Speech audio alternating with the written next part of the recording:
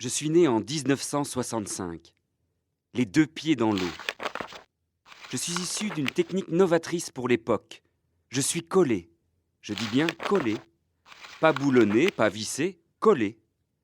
Vous vous rendez compte? Même des Japonais sont venus me prendre en photo, alors que vous me piétinez et me roulez dessus sans même me remarquer. Au fait, je ne me suis pas présenté. Je suis le pont de Choisy.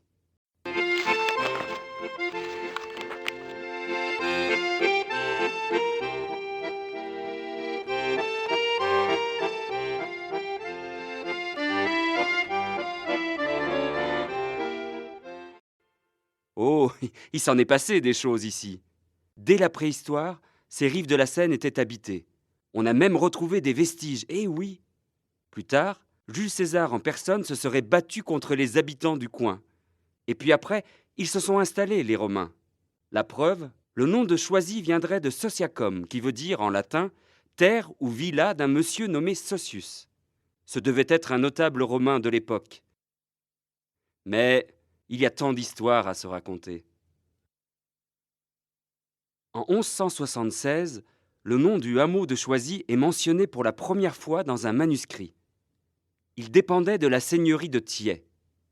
Plus tard, les habitants, qui étaient avant tout des mariniers, construisirent une chapelle et Choisy devint un village à part entière. Les serres sont affranchies. Un bac permet de franchir la Seine et 2 moulins à eau et 1 moulin à vent sont édifiés. Choisy devient un lieu dont on parle au Moyen Âge.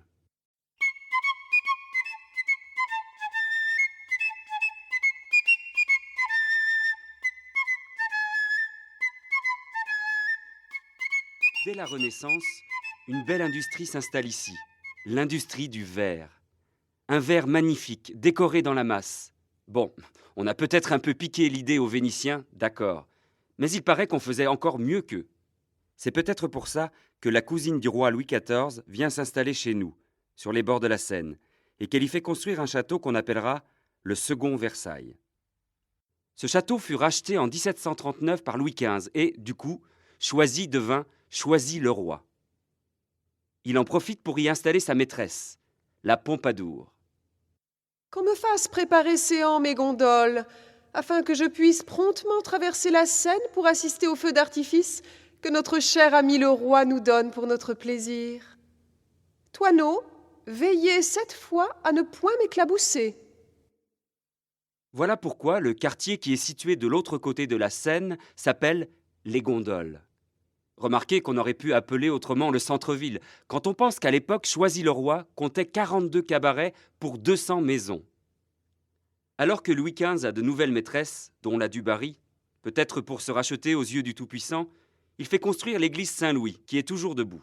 Mais ne faisons pas attendre la Pompadour et son feu d'artifice, qui sera accompagné par une musique composée par François Couperin, spécialement pour Choisy-le-Roi, et interprétée sur 2 clavecins fabriqués ici, à Choisy-le-Roi.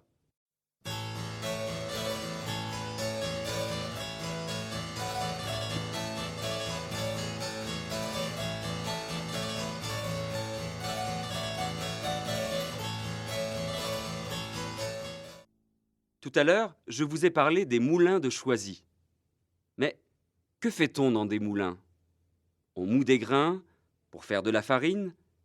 Et avec de la farine, que fait-on? Du pain. Et pendant que Louis XVI se repose au château de Choisy-le-Roi, entre 2 fêtes avec Marie-Antoinette, le peuple revendique, à juste titre, du pain à un prix abordable.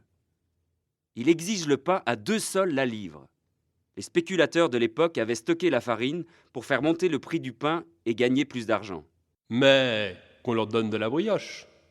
Il y a des émeutes à Choisy-le-Roi et dans tous les environs de Paris. Une grève des cochers éclate, les mariniers se révoltent. C'est certain, les temps changent.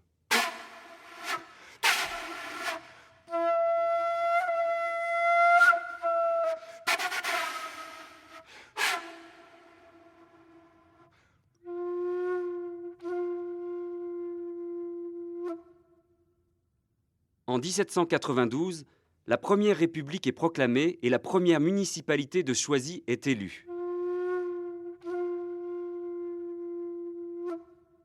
Alors que le château est dépecé et vendu pierre par pierre, et que Danton lui-même se repose dans sa maison de Choisy, un jeune homme, du nom de Rouget de Lille, compose une chanson qu'il appelle « Le chant de guerre de l'armée du Rhin », un hymne qui fera le tour du monde.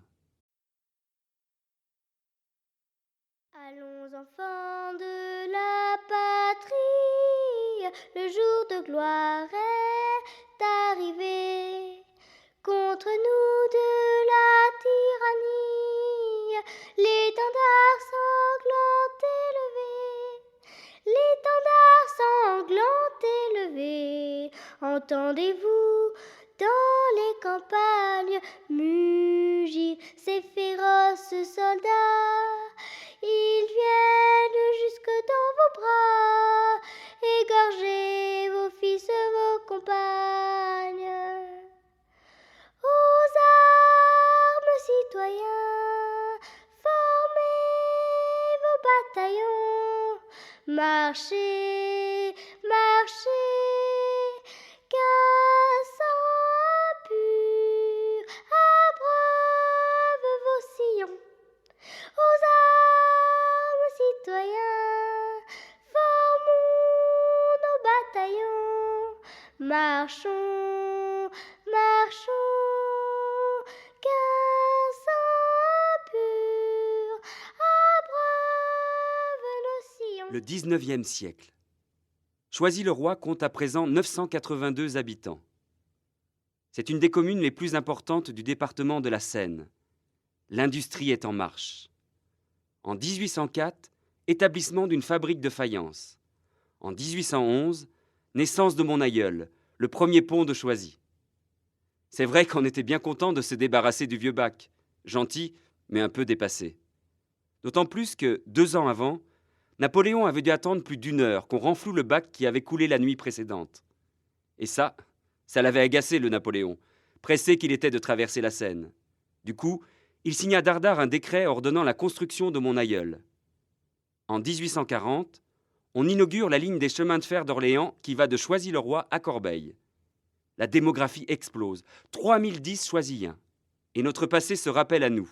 Entre 1860 et 1870, des travaux dans le parc du château mettent à jour des sarcophages datant de la basse Antiquité. Dans le quartier des Gondoles, on découvre les restes d'un village préhistorique. L'industrie est reine, faïencerie, chaudronnerie, maroquinerie. Alors que les plaies de la guerre de 1870 et de la Commune sont à peine cicatrisées, la belle époque arrive et le cap des 10 000 habitants est franchi.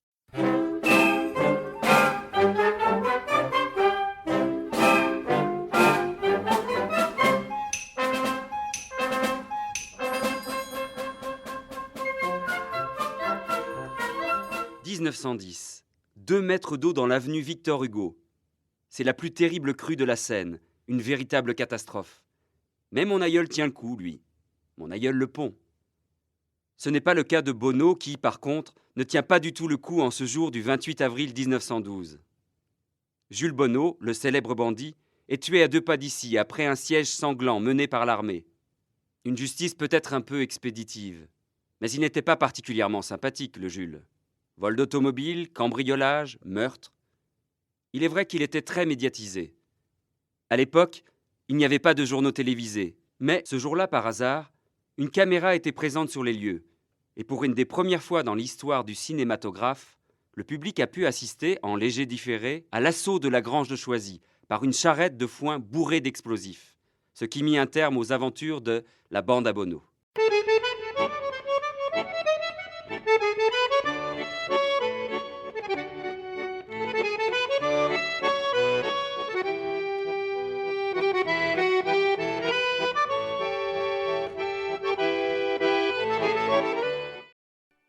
1944.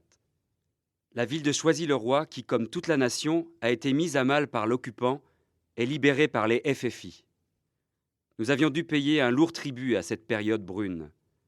Mon aïeul le pont y compris. Mais c'était bien peu de choses par rapport aux 84 soldats morts pour la France, aux 12 FFI qui ont donné leur vie pour la liberté, aux 13 fusillés dans la forêt de Congis et aux 28 morts en déportation. Oui. On ne voudrait pas que de telles périodes de l'histoire se renouvellent, où que ce soit dans le monde.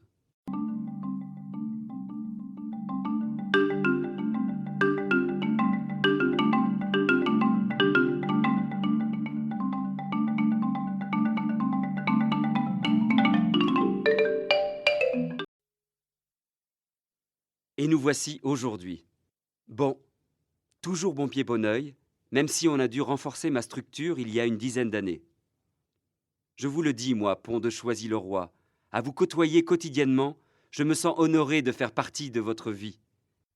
Bientôt, juste à côté de l'endroit d'où vous m'écoutez, devrait s'élever la nouvelle imprimerie nationale. Et aussi d'autres projets qui assureront à notre ville un avenir toujours riche en histoire. En attendant, et pour se quitter sur notre bouquet final, quoi de plus indiqué que cette musique de l'eau, composée par Handel. Qu'elle serve d'hommage à ce fleuve, la Seine, sans lequel nous ne serions peut-être pas là, ensemble,